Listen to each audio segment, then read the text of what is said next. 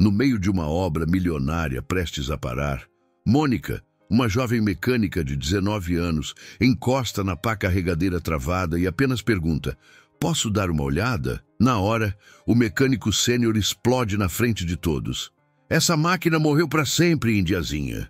Some daqui antes de passar vergonha." Os operários param. O engenheiro ri e ele continua humilhando ela sem piedade. Mas quando a mecânica sobe na cabine e exige silêncio absoluto, ela faz apenas um único movimento, simples, rápido, que faz o mecânico sênior empalidecer na hora. Os operários trocam olhares, o engenheiro engasga e ninguém entende como aquela garota percebeu aquilo tão rápido. Era uma manhã de setembro sufocante, daquelas em que o sol amazônico castiga sem piedade e o suor escorre antes mesmo de você começar a trabalhar. No canteiro de obras da rodovia AC 405, uma operação gigantesca de pavimentação avaliada em 47 milhões de reais estava à beira do colapso total. E tudo por causa de uma máquina. Não qualquer máquina, meus amigos. Uma pá carregadeira Caterpillar 950 MIB. Aquele monstro amarelo de 22 toneladas, 3,20 metros de altura, com uma concha capaz de mover 5 metros cúbicos de terra de uma só vez. Uma máquina que custou R$ 1.800.000 e que naquela manhã estava completamente morta. O motor diesel Caterpillar C7, com seus 6 cilindros e 221 cavalos de potência, simplesmente não respondia mais. Nada, nenhum estalo, nenhuma vibração, nem aquele ronco característico que faz o chão tremer quando uma dessas gigantes acorda. O sistema hidráulico de alta pressão que move aquela concha enorme estava travado como se tivesse virado pedra, e vocês precisam entender a gravidade disso. Sem a pá carregadeira, a obra toda parava. 42 operários, 23 caminhoneiros, 7 engenheiros. Todas essas famílias dependiam daquela máquina para continuar trabalhando. A construtora Pinheiro em Tavares já tinha chamado 3 engenheiros especializados que vieram de Porto Velho. A 4 horas de estrada. 3 homens formados, com diplomas pendurados nas paredes de seus escritórios, com anos de experiência. E sabe o que eles disseram? Que a máquina estava morta, irrecuperável. Que seria necessário substituir o motor inteiro por R$ 380.000, um valor que quebraria o orçamento da obra e provavelmente resultaria em demissões em massa. O desespero tomava conta do canteiro. Foi nesse cenário de crise que surge a nossa protagonista. Mônica Moura tinha apenas 19 anos quando essa história aconteceu. 19 anos, vocês estão me ouvindo? Uma jovem com traços amazônicos marcantes, pele morena beijada pelo sol da região, cabelos pretos compridos, sempre presos em um rabo de cavalo prático para não atrapalhar o trabalho. Mônica usava um macacão azul desbotado, manchado de graxa antiga que nem 1000 lavagens conseguiam tirar, botas de couro surradas, mas resistentes, e carregava uma mochila surrada nas costas, que parecia ter visto dias melhores. Mas deixem eu contar a vocês quem era realmente essa menina. Mônica cresceu na periferia de Cruzeiro do Sul, no bairro Várzea Alegre, em uma família humilde onde o dinheiro nunca sobrava. Sua mãe, Rosana, trabalhava como cozinheira em uma escola municipal, acordando às 4 da manhã todo dia para preparar merenda para 400 crianças por R$ 1.200 por mês. Mônica mal conheceu o pai, que as abandonou quando ela tinha 3 anos. Quem criou Mônica de verdade foi seu tio Zé, José Moura dos Santos, um homem que a própria família chamava de só um mecânico, como se isso fosse pouca coisa. José Moura tinha 68 anos e era uma lenda esquecida. Por 35 anos, ele foi o mecânico-chefe das operações da Caterpillar na Amazônia Ocidental. Vocês entenderam? O homem mantinha funcionando as máquinas mais complexas do mundo em condições impossíveis da floresta amazônica, onde a umidade corrói tudo, a lama entope sistemas, o calor derrete componentes. José era o cara que resolvia o impossível. A própria Caterpillar do Brasil ofereceu a ele um cargo de engenheiro-chefe em São Paulo com um salário que hoje equivaleria a R$60 mil por mês. E ele recusou. Sabe por quê? Porque não queria deixar a Amazônia e sua família. Aposentado há 8 anos, José vivia de sua modesta pensão em uma casinha simples no mesmo bairro onde Mônica crescia. A família toda o desprezava, achando que ele tinha desperdiçado a vida sendo apenas um mecânico. Mas Mônica, desde os 11 anos de idade, via nele algo diferente. Ela o acompanhava em cada pequeno reparo que ele fazia para vizinhos, observava cada movimento, fazia 1000 perguntas, absorvia conhecimento como uma esponja sedenta. José encontrou naquela menina curiosa a aluna que sempre sonhou ter, e ensinou a ela tudo o que sabia sobre mecânica diesel, sistemas hidráulicos, transmissões, diferenciais, tudo. Mas Mônica não se contentou só com isso. Enquanto trabalhava durante o dia em uma pequena oficina de motos, ganhando R$900 por mês, ela estudava à noite no Senai, no curso técnico de mecânica diesel. Era a única mulher da turma. Os colegas faziam piadas cruéis, chamando-a de sapatão, dizendo que ela queria ser homem, fazendo comentários nojentos sobre seu corpo. Mônica aguentava calada, porque cada palavra doía, mas o conhecimento valia a dor. E tem mais. Por conta própria, usando a internet da Lan House do bairro, pagando R$2 a hora, Mônica baixava manuais técnicos em inglês de sistemas eletrônicos modernos de injeção diesel. Ela passou madrugadas estudando, traduzindo palavra por palavra com a ajuda do Google Tradutor, aprendendo sobre módulos ECM, sensores de pressão, sistemas HPCR que nem seu tio Zé dominava completamente. Ela sabia que o futuro da mecânica estava nos sistemas eletrônicos e se preparou. Muita gente chamava Mônica de Índia, pensando estar ofendendo, mas ela carregava suas raízes amazônicas com um orgulho imenso. Mônica sempre dizia: os povos indígenas são os verdadeiros guardiões desta terra. Mas eu também sei que máquinas como tratores e pás carregadeiras são essenciais para dar dignidade através do trabalho. Podemos respeitar a floresta e ainda assim construir o Brasil. Ela também defendia ardentemente os trabalhadores nordestinos que vinham para o Acre, dizendo que eram eles que construíam o país com o suor do rosto. Naquela manhã de setembro, quando Mônica chegou ao canteiro de obras, ela vinha porque um operário conhecido havia lhe contado sobre a pá carregadeira paralisada. Mônica ofereceu ajuda, e foi nesse momento que ela encontrou Reinaldo Sampaio. Reinaldo tinha 52 anos e era tudo que Mônica não era. Filho de família de classe média alta de Manaus, Reinaldo havia estudado em escolas técnicas caras.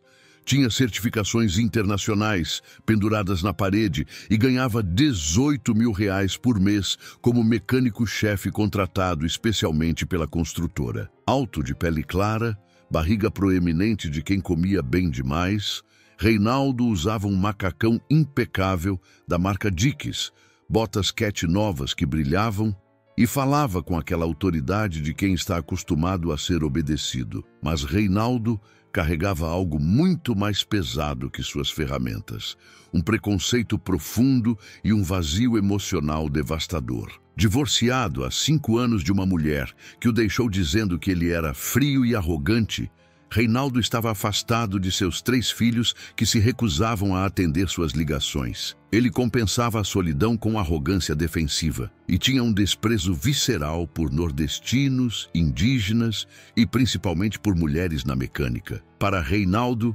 mecânica era trabalho de macho e a presença de uma mulher em seu território profissional era um insulto pessoal. Quando Mônica se aproximou da pá carregadeira paralisada e disse: "Com licença, posso dar uma olhada na máquina?"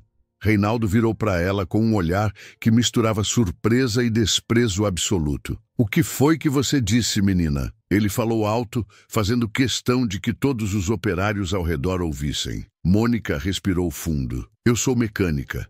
Trabalho com máquinas pesadas. Talvez eu possa ajudar a identificar o problema. O que aconteceu em seguida foi algo que Mônica nunca esqueceria. Reinaldo começou a rir. Não uma risada discreta, mas uma gargalhada alta, exagerada, teatral. Ele olhou ao redor para os outros homens e começou seu show de humilhação. "Rapaziada, vocês estão vendo isso?" Reinaldo gritou, caminhando em círculos como um ator em um palco. "Uma criança de 19 anos, uma mulherzinha, quer me ensinar mecânica.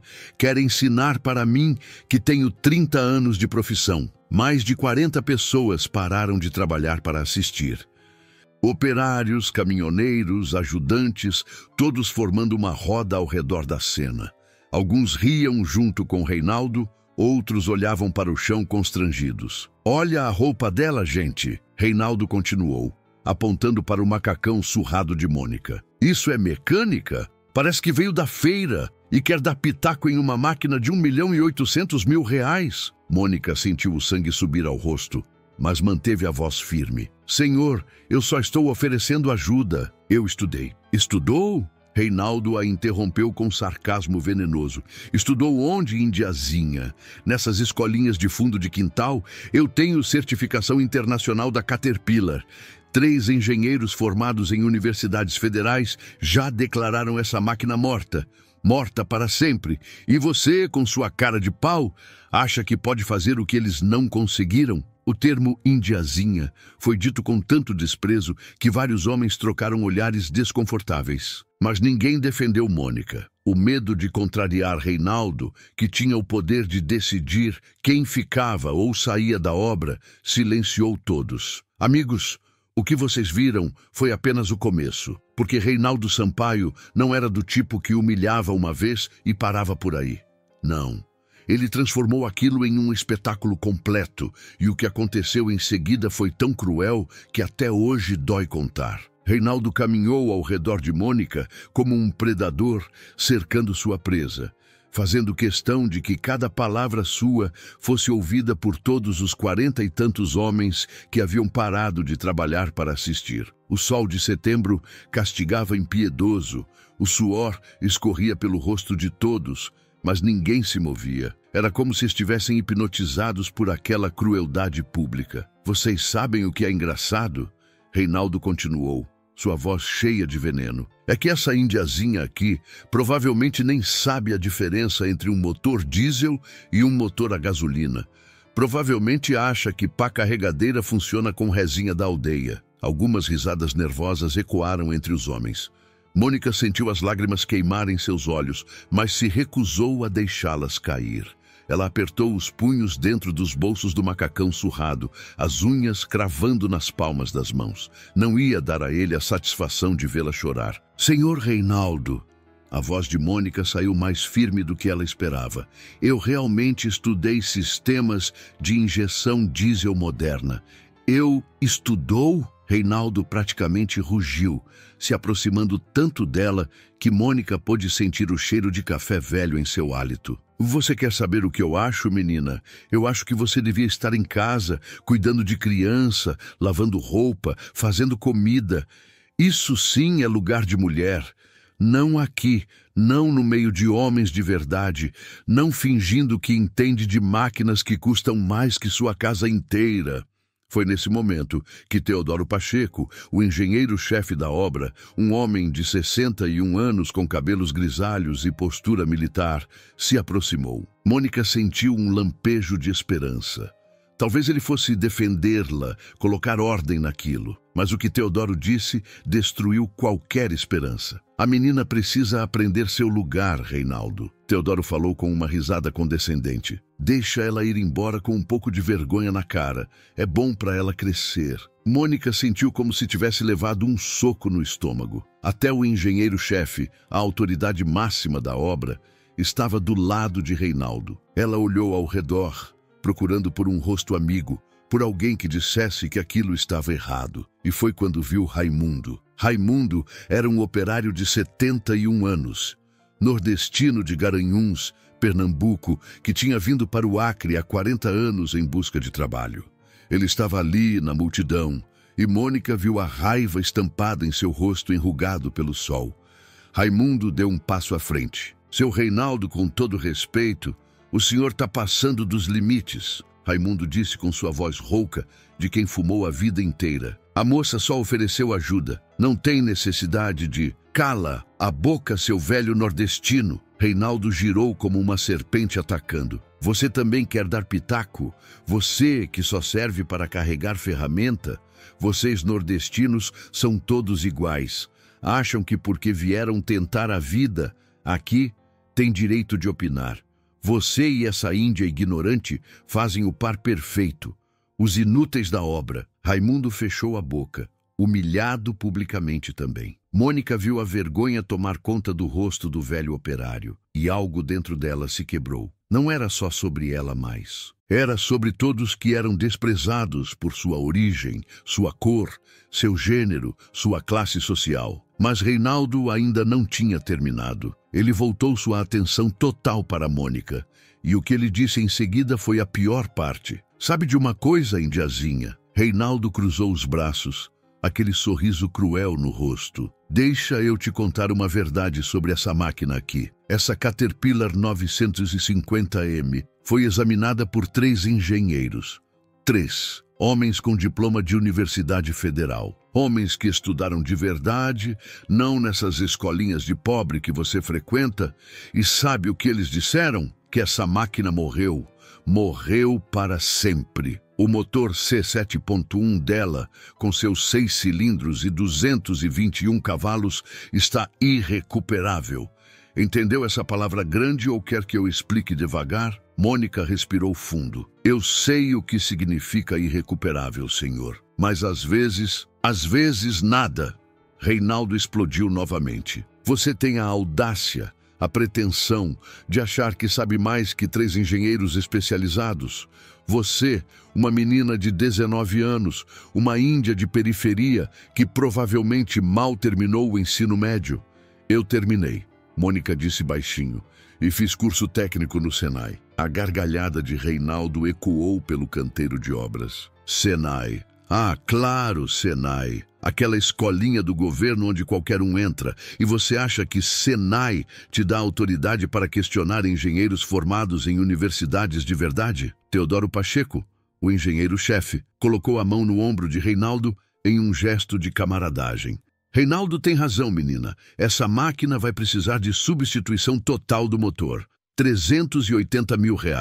Já está decidido. A Caterpillar vai mandar um motor novo de São Paulo. Vai demorar 3 semanas, a obra vai atrasar, mas não tem jeito. A máquina morreu. Morreu para sempre. Reinaldo repetiu com satisfação sádica, saboreando cada palavra. Entendeu, indiazinha? Morreu. Acabou.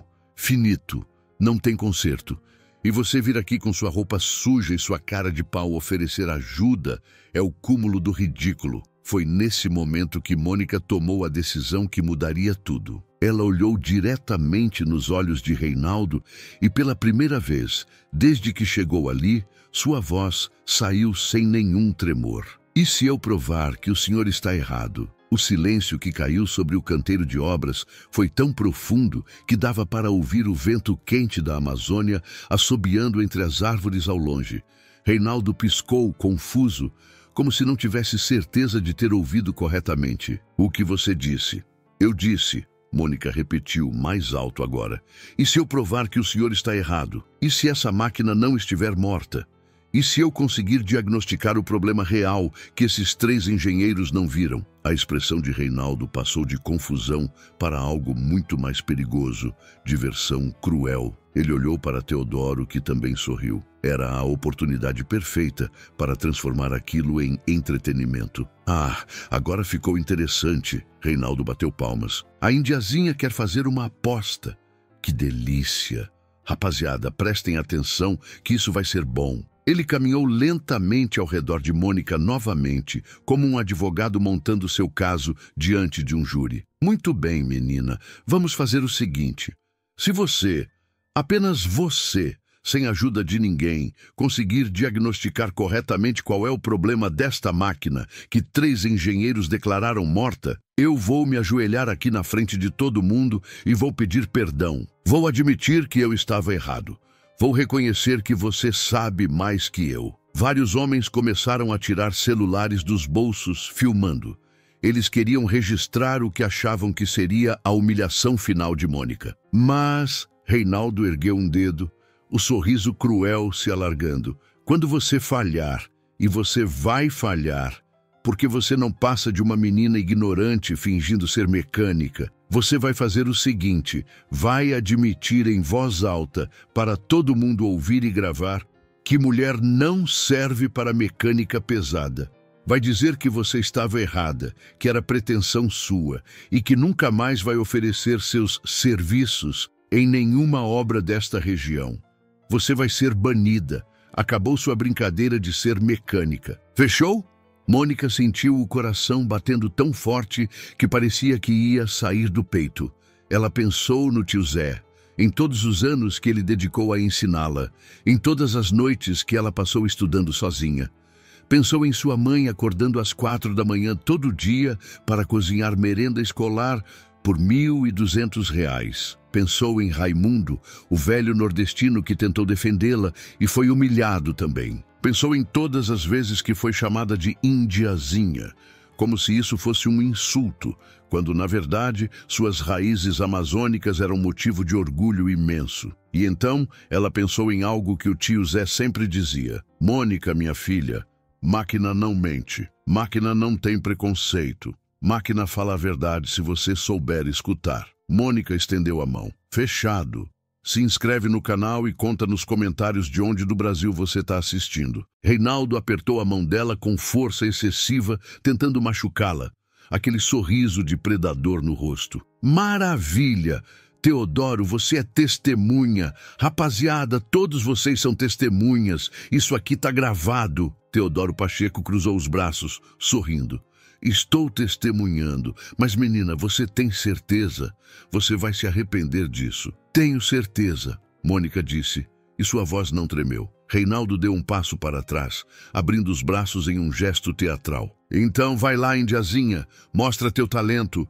Diagnostica o problema que 3 engenheiros especializados não conseguiram resolver. Mostra que você, uma menina de 19 anos que mal terminou o Senai, é mais inteligente que homens com décadas de experiência.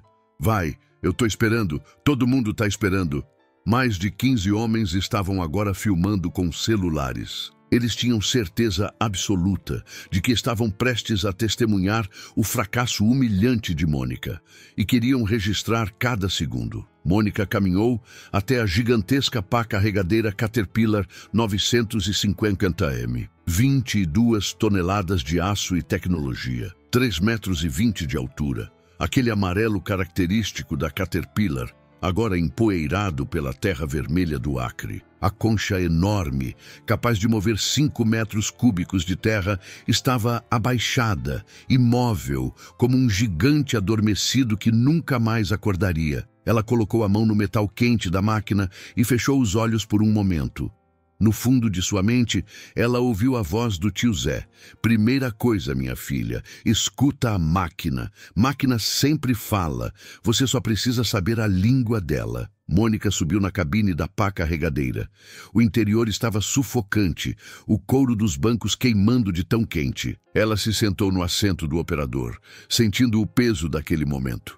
Reinaldo e todos os outros observavam de baixo, esperando, alguns já rindo antecipadamente. Silêncio! Mônica gritou da cabine. Eu preciso de silêncio absoluto!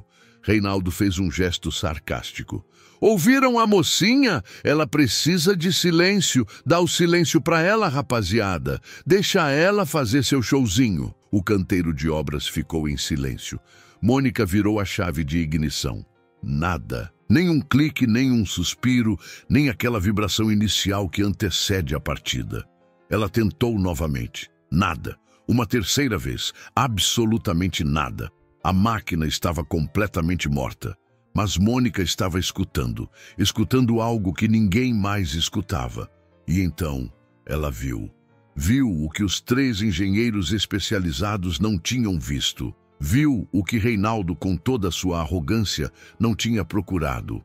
Mônica desceu da cabine com movimentos decididos. Ela foi até a lateral da máquina, abriu o capô gigante que protegia o motor C7.1 e olhou para dentro com olhos que Reinaldo desprezava, mas que enxergavam a verdade.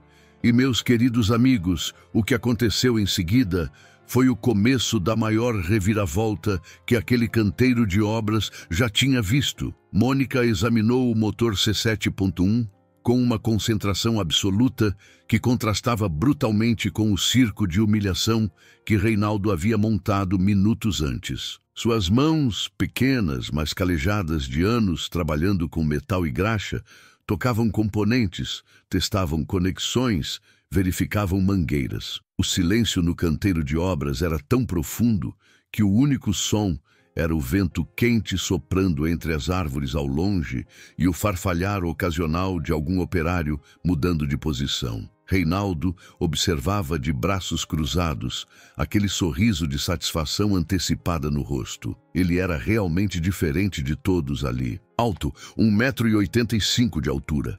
Pele clara que contrastava com a maioria dos trabalhadores morenos do Acre. Traços marcadamente europeus que ele adorava destacar quando queria. Reinaldo Sampaio era carioca de nascimento, filho de imigrantes italianos da região de Veneto que chegaram ao Brasil nos anos 1960. Seu avô paterno, Giuseppe Sampaio, havia sido mecânico naval no Porto do Rio.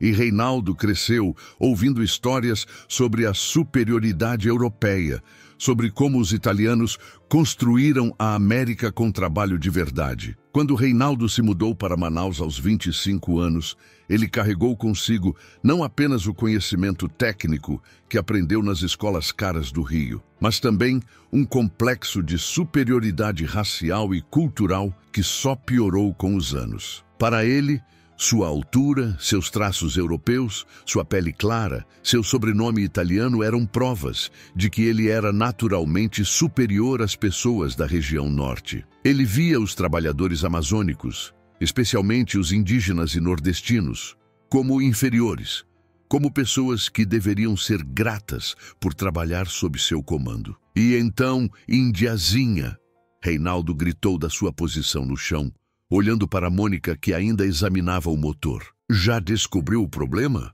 Ou já percebeu que está fazendo papel de ridícula? Mônica não respondeu. Ela continuou examinando, suas mãos agora tocando a região do sistema de injeção de alta pressão.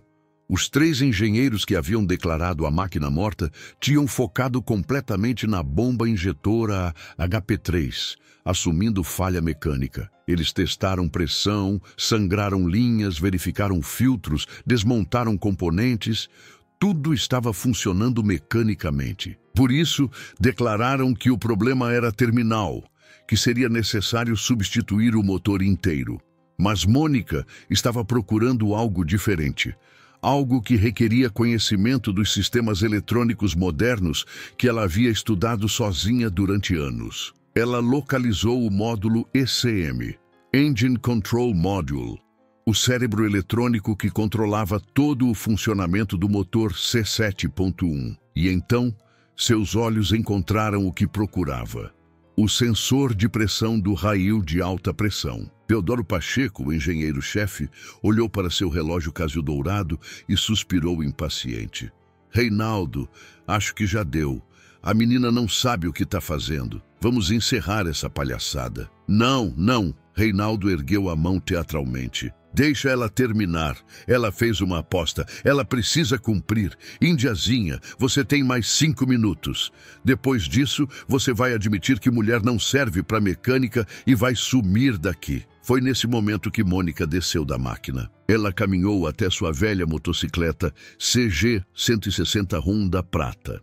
Aquela que ela comprou usada por R$ 2.500 e que era seu único meio de transporte. Da mochila surrada que ficava amarrada no bagageiro, ela tirou um laptop Dell velho, tela de 14 polegadas, com a moldura rachada, adesivos desbotados na tampa. Era um computador de 5ª ou 6ª mão que ela havia comprado em um ferro velho de eletrônicos por R$ 300 e que ela mesma havia restaurado. O que é isso? Reinaldo riu. Vai mandar e-mail para a máquina? Vai procurar no Google como consertar? Mônica ignorou completamente. Ela voltou para a pá carregadeira, abriu o laptop e começou a procurar algo específico. Reinaldo, percebendo que ela estava levando aquilo a sério demais, sentiu pela primeira vez um pequeno incômodo. Ele se aproximou. O que você está fazendo? Mônica localizou a porta de diagnóstico OBD da máquina, escondida sob um painel protetor na lateral do chassi. Ela conectou um cabo adaptador que ela mesma havia montado, soldando componentes comprados em lojas de eletrônica, e ligou ao laptop. Você nem tem o equipamento certo. Reinaldo apontou acusadoramente. O sistema de diagnóstico Caterpillar ET custa R$45 mil. Você está usando um laptop velho com software pirata. Isso não vai funcionar. Mas Mônica já estava digitando comandos. Ela havia passado 8 meses estudando tutoriais em inglês sobre como configurar software de diagnóstico automotivo em computadores comuns, como fazer engenharia reversa de protocolos de comunicação, como adaptar cabos. Aquilo era ilegal? Provavelmente. Mas funcionava. A tela do laptop começou a mostrar códigos, linhas de informação técnica rolando rapidamente. Mônica digitava com velocidade surpreendente, navegando por menus, acessando sistemas, lendo dados que só ela entendia ali. Reinaldo sentiu o primeiro tremor de nervosismo real. Você não pode estar fazendo isso. Você não tem autorização da Caterpillar para acessar esses sistemas. Não preciso de autorização para ler códigos de erro. Mônica respondeu sem tirar os olhos da tela. Qualquer mecânico competente deveria fazer isso antes de declarar uma máquina morta. O insulto implícito atingiu Reinaldo como um tapa. Escuta aqui, sua... Achei! Mônica gritou, e pela primeira vez sua voz saiu com emoção real, quase triunfante. Ela girou o laptop para que todos pudessem ver a tela. Na interface do software de diagnóstico, piscando em vermelho, estava um código: PZ92. O que é isso? Teodoro Pacheco se aproximou, franzindo a testa. Mônica respirou fundo. Era a hora de mostrar tudo o que ela sabia. O problema não é mecânico, ela começou, e sua voz agora carregava uma autoridade técnica que ninguém esperava de uma jovem de 19 anos. Os 3 engenheiros que examinaram essa máquina diagnosticaram falha na bomba injetora de alta pressão HP3. Eles assumiram que o problema era mecânico porque o motor não dá partida. Mas eles estão errados. A bomba está perfeita. Impossível! Reinaldo praticamente cuspiu. Eles testaram a bomba, mediram pressão, testaram mecanicamente. Mônica continuou, agora olhando diretamente para Reinaldo. Mas ninguém conectou um computador de diagnóstico para ler os códigos de erro do módulo ECM. Ninguém verificou o sistema eletrônico. E é exatamente aí que está o problema. Ela apontou para a tela do laptop. Código P0192. Significado: Fuel Rail Pressure Sensor Circuit Low Input. Em português, sensor de pressão do rail de combustível com entrada baixa. O sensor de pressão do sistema HPCR, High Pressure Common Rail, está defeituoso. Ele está enviando dados completamente errados para o módulo ECM. Teodoro balançou a cabeça confuso. Mas o que isso tem a ver com o motor não ligar? Mônica caminhou até o motor aberto e apontou para um componente específico. Este é o sensor de pressão, número de peça Caterpillar 323U64. Ele monitora a pressão no rail de alta pressão, onde o diesel fica armazenado antes de ser injetado nos cilindros. Este motor C7.1 com sistema ACERT opera com pressão nominal de 1.600 bar. 1.600! É uma pressão absurda, suficiente para cortar aço. Por isso, o sistema tem proteções eletrônicas rigorosas. Ela voltou ao laptop e mostrou números na tela. Este sensor defeituoso está enviando leitura de 2.400 bar para o ECM. 2.400! O módulo, interpretando isso como sobrepressão perigosa que poderia explodir o sistema inteiro, entra automaticamente em modo de segurança e corta completamente a injeção de combustível.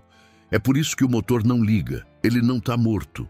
Ele foi desligado pelo próprio sistema de proteção. O silêncio que caiu sobre o canteiro de obras foi diferente de todos os anteriores.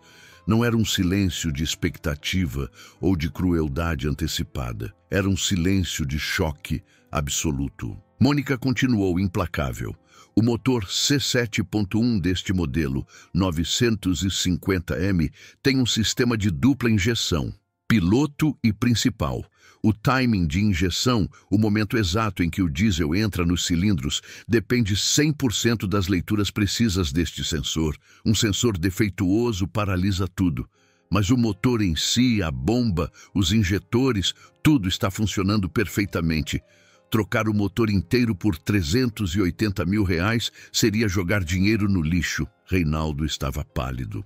Ele abriu a boca para falar, mas nenhum som saiu. Quanto custa este sensor? Teodoro perguntou, sua voz agora sem nenhum traço de condescendência. R$890, Mônica respondeu. R$890 versus R$380 mil. Essa é a diferença entre um diagnóstico correto e um diagnóstico preguiçoso. Mentira! Reinaldo finalmente encontrou sua voz, mas ela saiu estridente, desesperada. Você está inventando isso tudo. Você configurou esse computador para mostrar o que você quer.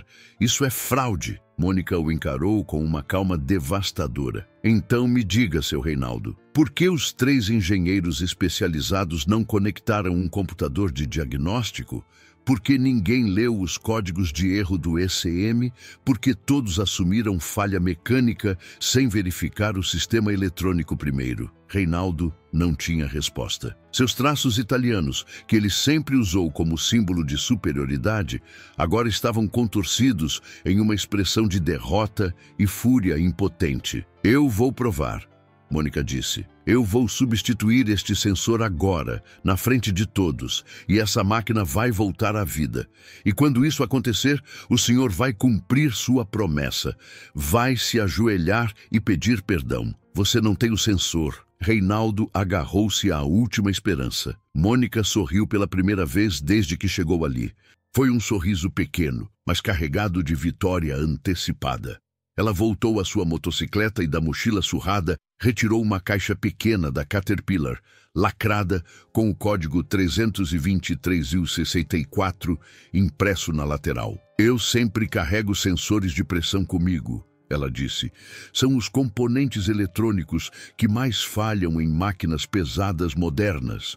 Comprei 3 destes com o dinheiro que economizei em 6 meses.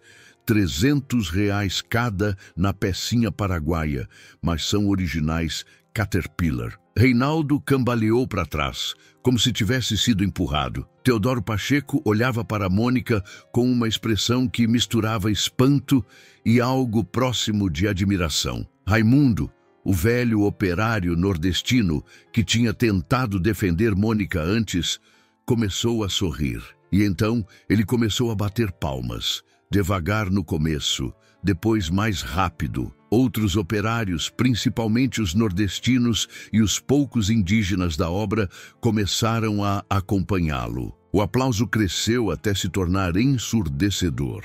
E Reinaldo Sampaio, o mecânico-chefe carioca de traços italianos, que se achava superior a todos ali, percebeu que acabara de ser humilhado pela indiazinha que ele tanto desprezou. Mônica pegou sua caixa de ferramentas, uma maleta velha de metal vermelho desbotado que pertenceu ao tio Zé nos anos 1980, e começou a trabalhar. Suas mãos se moviam com precisão cirúrgica, desconectando o sensor defeituoso do sistema HPCR. O componente tinha aproximadamente 8 centímetros de comprimento, cilíndrico, com um conector elétrico de 6 pinos na extremidade. Quando ela o removeu completamente e mostrou para todos, o defeito ficou visível. Havia corrosão esverdeada nos pinos do conector, causada pela umidade extrema da Amazônia, que infiltrava mesmo nas vedações mais resistentes. Viram?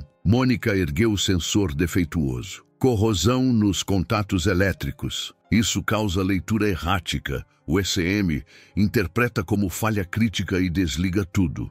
Não tem nada de errado com o motor. Nada. Ela instalou o sensor novo em menos de 15 minutos. Conectou os cabos, verificou as vedações, limpou os contatos com o spray limpa-contatos que carregava na mochila.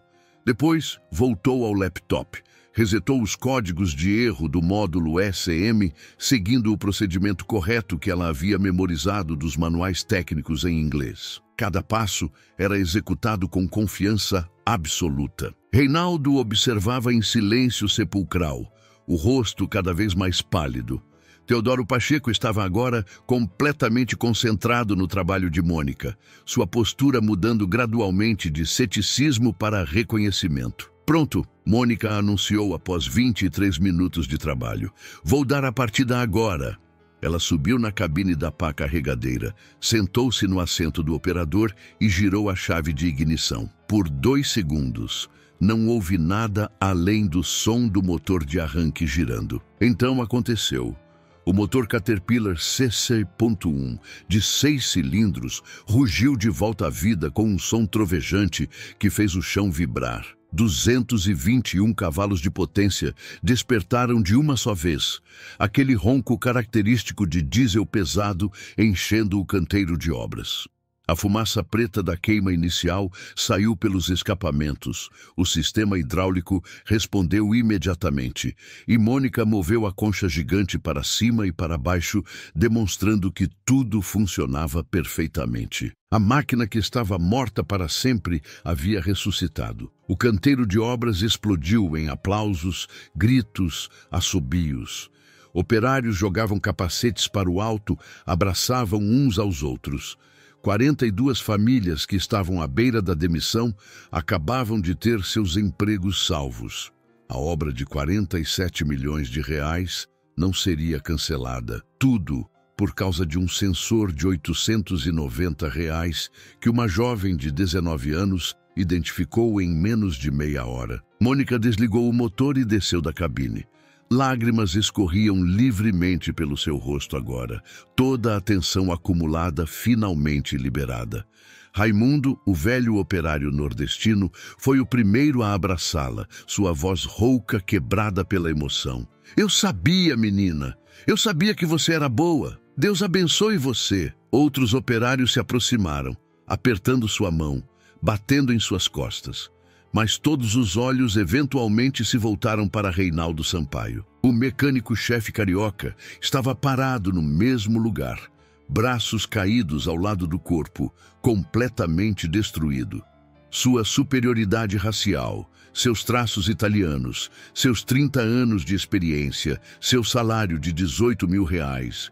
Nada disso importava agora. Ele havia sido derrotado completa e publicamente por aquela que ele chamou de indiazinha ignorante. Teodoro Pacheco caminhou até Reinaldo e falou baixo, mas firme o suficiente para que muitos ouvissem. Você fez uma promessa, na frente de todos. E foi gravado. Reinaldo fechou os olhos. Ele sabia o que precisava fazer, mas cada fibra do seu ser resistia. Sua arrogância, construída ao longo de décadas como escudo contra suas próprias inseguranças e solidão, estava sendo demolida tijolo por tijolo. Reinaldo, Teodoro repetiu mais firme, cumpra sua palavra. O silêncio voltou ao canteiro. Mônica estava parada a 5 metros de distância, ainda limpando as lágrimas do rosto. Ela não disse nada, apenas esperou. Reinaldo abriu os olhos e caminhou lentamente até Mônica.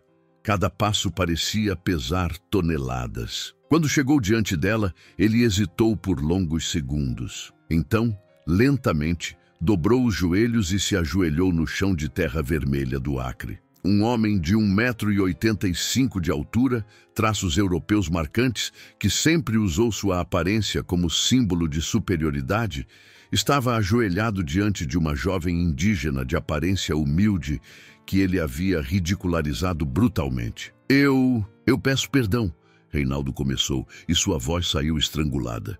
Eu estava errado, completamente errado, mas antes que ele pudesse continuar, algo inesperado aconteceu. Um velho Fusca 1978 azul claro, com a lataria manchada pela ferrugem e o motor roncando irregular, entrou no canteiro de obras. O motorista era um senhor de 68 anos, baixo, magro, com cabelos completamente brancos, usando um macacão surrado que já foi azul, mas agora era de uma cor indefinível entre cinza e marrom. José Moura dos Santos, o tio Zé, havia chegado.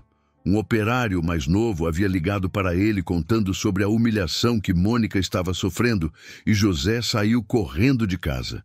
Mas ele chegou tarde. A batalha já havia sido vencida. José saiu do Fusca e ficou parado, observando a cena. Reinaldo ajoelhado, Mônica chorando, a pá carregadeira funcionando ao fundo. Ele imediatamente entendeu tudo. No começo, ninguém prestou muita atenção ao velho. Apenas mais um senhor de aparência humilde chegando na obra. Mas então Raimundo, o operário nordestino de 71 anos, virou a cabeça e congelou.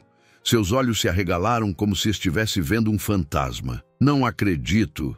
Raimundo sussurrou. Então gritou: "Meu Deus do céu, é o José Moura! José Moura está aqui!" O nome ecoou pelo canteiro como um trovão. Operários mais velhos, aqueles que trabalhavam na região há décadas, começaram a se virar, a olhar, a reconhecer. Um por um, as expressões mudavam de curiosidade para choque absoluto. "José Moura!" Um operador de escavadeira de 58 anos largou sua marmita e correu até o velho. "Seu José? O seu José da Caterpillar? Zé Moura!" Outro gritou. A lenda está aqui!" Teodoro Pacheco franziu a testa confuso. "Quem é José Moura?" Raimundo se virou para o engenheiro-chefe com uma expressão que misturava reverência e indignação. "Quem é José Moura? Quem é José Moura? Engenheiro, o senhor não sabe nada sobre a história da mecânica pesada nesta região." José caminhou calmamente até o centro da multidão, acenando timidamente para os que o reconheciam. Ele era um homem de extrema humildade, desconfortável com a tensão.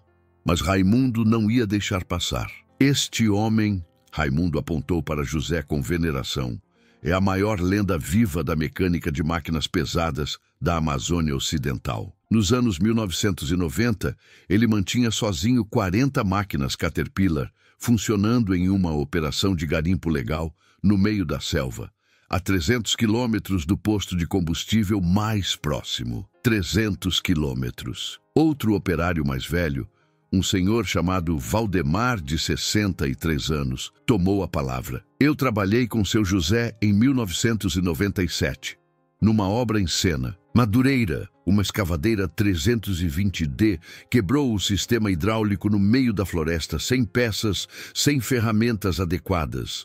Seu José fabricou uma bomba hidráulica usando peças de um caminhão velho e sucata. Fabricou. A máquina trabalhou mais 6 meses com aquela bomba improvisada. A Caterpillar do Brasil ofereceu a ele um cargo de engenheiro-chefe em São Paulo." Raimundo continuou, sua voz emocionada. "Salário que hoje seria R$60 mil por mês.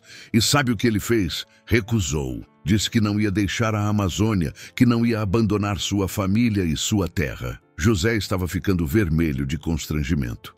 "Rapaziada, parem com isso. Eu só fazia meu trabalho." "Trabalho?" Valdemar praticamente gritou. "Seu José, o senhor salvou meu emprego 3 vezes. 3! Quando todo mundo já tinha desistido, o senhor aparecia e resolvia." Reinaldo, ainda ajoelhado no chão, olhava para José Moura com uma expressão de horror crescente. Ele começava a entender a magnitude do seu erro. Aquela indiazinha que ele humilhou não era apenas uma mecânica talentosa. Ela era a protegida, a aluna, a herdeira de uma lenda viva. José finalmente caminhou até Mônica e colocou a mão no ombro dela. "Você tá bem, minha filha?" Mônica abraçou o tio, soluçando no ombro dele. "Eu consegui, tio Zé, consegui. Eu sei que você conseguiu", José disse com ternura infinita. "Eu sempre soube que você conseguiria." Então José se virou para a multidão e, quando falou, sua voz carregava uma autoridade natural que não precisava de volume alto para ser ouvida. "Essa menina não aprendeu só comigo.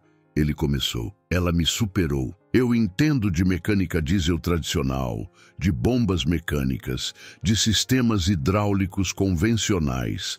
Mas esses sistemas eletrônicos modernos, essa tecnologia de injeção computadorizada, esses sensores e módulos, isso ela estudou sozinha. 2 anos estudando manuais em inglês que eu nem consigo ler direito. Enquanto vocês a chamavam de ignorante, ela estava aprendendo engenharia eletrônica automotiva, que metade dos engenheiros formados não entende. José olhou para a pá carregadeira funcionando. E tem mais. Esta menina entende algo que muita gente esquece. Ela defende os povos indígenas e os nordestinos que alguns desprezam, mas ela também sabe que máquinas como essa, que movem terra, que abrem estradas, que constroem o Brasil, são essenciais. Ela entende que podemos respeitar a floresta e ainda dar dignidade através do trabalho. Isso é sabedoria que diploma nenhum ensina. Teodoro Pacheco estava agora completamente envergonhado. Ele se aproximou de Mônica e falou com sinceridade genuína. Senhorita Mônica, eu fui um idiota. Eu permiti que uma injustiça terrível acontecesse. Por favor, aceite minhas desculpas mais profundas. Reinaldo ainda estava ajoelhado, lágrimas agora escorrendo pelo seu rosto. A arrogância havia sido completamente destruída, deixando apenas um homem quebrado, confrontando a enormidade do seu preconceito. Mônica olhou para ele e fez algo que ninguém esperava. Ela estendeu a mão. Levanta, seu Reinaldo. Reinaldo pegou a mão de Mônica e se levantou lentamente, as pernas tremendo. Ele olhou nos olhos dela e disse com a voz quebrada, você tem todo o direito de me odiar. Todo o direito. O que eu fiz foi imperdoável. Eu quase destruí você por puro preconceito, por arrogância, por achar que minha origem, minha aparência, minha formação me faziam superior. Eu estava errado em tudo. Mônica respirou fundo. Seu Reinaldo, o senhor tem conhecimento. É um bom mecânico no que domina. O problema nunca foi sua técnica, foi seu coração. Se o senhor realmente quer mudar, se quer aprender a ver as pessoas pelo que são e não pela aparência ou origem, então eu aceito trabalhar com o senhor. Não para você, com você. Aquelas palavras quebraram a última barreira de resistência dentro de Reinaldo. Ele soluçou abertamente, sem vergonha, diante de todos. A humildade real, genuína, finalmente tinha encontrado espaço dentro dele. Teodoro Pacheco tomou uma decisão imediata. Senhorita Mônica, eu quero oferecer a você um contrato como supervisora técnica desta obra. R$12.000 mensais. A senhora ficaria responsável pela manutenção de toda a nossa frota de máquinas pesadas. Temos 23 equipamentos aqui, avaliados em R$34 milhões. Preciso de alguém competente, e você acabou de provar que é. Mônica ficou em choque. R$12.000. Era mais dinheiro do que ela havia visto na vida inteira. Mais do que sua mãe ganhava em um ano inteiro cozinhando merenda escolar. E o seu Reinaldo? Mônica perguntou. Reinaldo pode ficar como seu assistente se ele aceitar, Teodoro respondeu. Será uma inversão de hierarquia, mas acredito que será bom para todos. Reinaldo não hesitou nenhum segundo.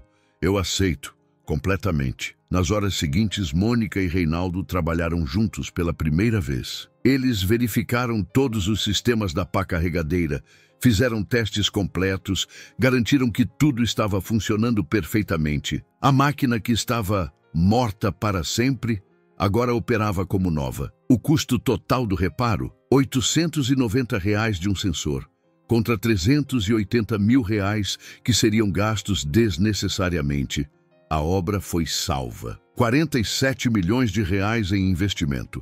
42 famílias de operários, 23 caminhoneiros, todos com seus empregos garantidos por causa do diagnóstico correto de uma jovem que quase todos haviam subestimado. 10 meses se passaram desde aquele dia de setembro no canteiro de obras de Cruzeiro do Sul. O sol da manhã iluminava o mesmo local, mas tudo estava transformado. Mônica Moura, Agora, com 20 anos recém-completados, usava um macacão novo da marca Caterpillar, botas de segurança adequadas e carregava um tablet profissional de diagnóstico conectado a todas as máquinas da frota. Ela se tornou a supervisora técnica mais jovem da história da construtora Pinheiro em Tavares, responsável por equipamentos que valiam milhões. Reinaldo Sampaio trabalhava ao lado dela como assistente técnico. A inversão de hierarquia, que poderia ter sido humilhante, tornou-se a salvação dele. Reinaldo finalmente reconquistou o contato com seus 3 filhos, que agora o visitavam regularmente no Acre. Ele atribuía essa transformação completamente a Mônica, dizendo que ela havia despertado a humanidade que ele havia enterrado sob camadas de arrogância e preconceito. A relação entre Mônica e Reinaldo evoluiu para algo parecido com irmandade. Ela ensinava a ele os sistemas eletrônicos modernos, enquanto ele compartilhava décadas de experiência prática. Juntos criaram uma dupla extraordinariamente eficiente. Mas a maior transformação aconteceu em outro lugar. No terreno ao lado do canteiro de obras, a construtora Pinheiro em Tavares construiu um galpão de 400 metros quadrados. Uma placa enorme na entrada dizia: Programa Tio Zé de Capacitação em Mecânica de Máquinas Pesadas. José Moura dos Santos, finalmente reconhecido e valorizado, dava aulas 3 vezes por semana sobre mecânica diesel tradicional, sistemas hidráulicos e manutenção preventiva. Mônica ensinava eletrônica automotiva, diagnóstico computadorizado e sistemas modernos de injeção. Reinaldo, em sua jornada de redenção, dava aulas sobre procedimentos de segurança e ética profissional. O programa era completamente gratuito e focado especificamente em jovens indígenas e nordestinos da região, exatamente aqueles que Reinaldo havia desprezado. Em 10 meses, 47 jovens já haviam se formado. 19 indígenas de diversas etnias amazônicas e 28 nordestinos que vieram para o Acre em busca de oportunidades. Desses 47, 32 já estavam empregados em obras por toda a região, ganhando entre 3 mil e 8 mil reais mensais. Rosana, a mãe de Mônica, finalmente pôde deixar o emprego extenuante de cozinheira escolar. Mônica comprou uma casa simples, mas digna no centro de Cruzeiro do Sul, com 3 quartos, onde ela, a mãe e o tio Zé moravam juntos.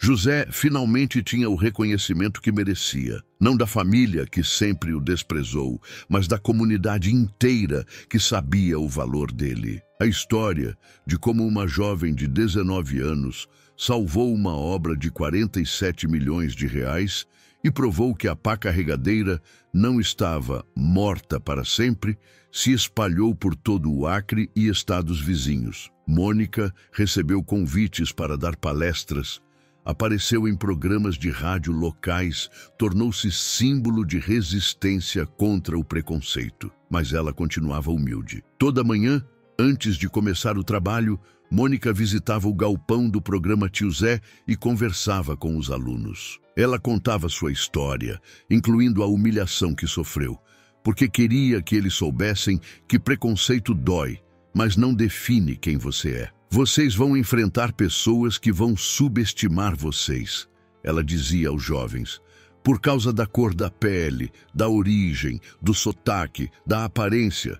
Mas lembrem-se, máquina não tem preconceito. Máquina fala a verdade se vocês souberem escutar. E quando vocês provarem sua competência, quando mostrarem seu valor através do conhecimento e do trabalho, essas mesmas pessoas que duvidaram vão ter que reconhecer.